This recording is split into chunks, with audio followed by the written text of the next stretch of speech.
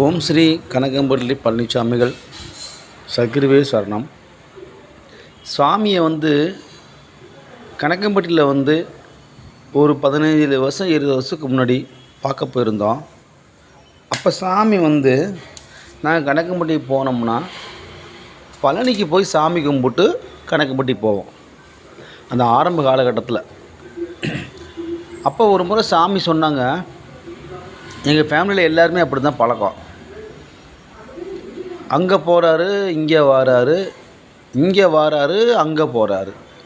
அங்கே இருக்கிறது யார், இங்கே இருக்கிறது யார், போங்கடா போங்கடா அப்படின்னாரு. அதாவது அங்கே இருக்க முருகன் நான் தாண்டா, இங்கே இருக்கிற கனகம்பட்டியாதாண்டா முருகன் அங்கே இருக்கிறேன்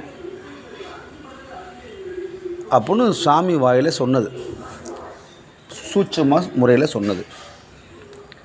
அப்போ பகவான் தான் முருகன்.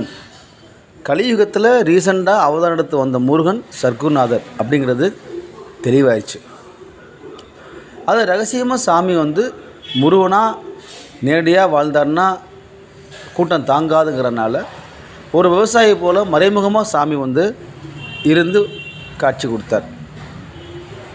கனகம்பட்டியில் நிறைய பேருக்கு ஒரு முருகனாகவே காட்சி கொடுத்துருக்கார். பார்க்கால் சாலையில் பால்காருக்கு முருகனாகவே காட்சி கொடுத்துருக்கார்.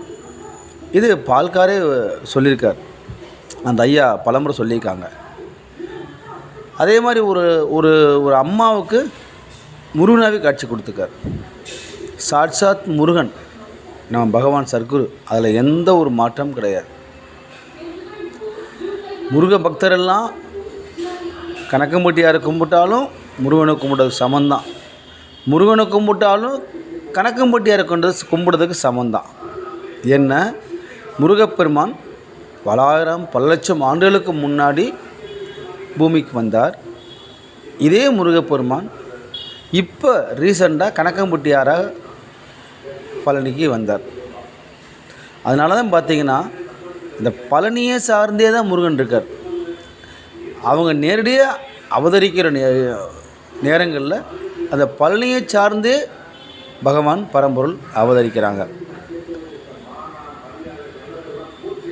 நிறைய பேருக்கு இந்த காலகட்டத்தில் இவ்வளவு பெரிய மகா அற்புதம் பண்ணவங்க இந்த ஆயிரக்கணக்கான ஆண்டுகள் மத்தியில் முருகப்பெருமான் கனகம்பட்டி பகவானாக தோன்றியது இப்பொழுதுதான். அதுவும் நாம் பிறந்து வளர்ந்த இந்த ஆண்டுகளிலே பரம்பொருள் பூமிக்கு வந்திருக்காங்க. அது நாம் செய்த பாக்கியம். சர்க்குருவே சரணம்.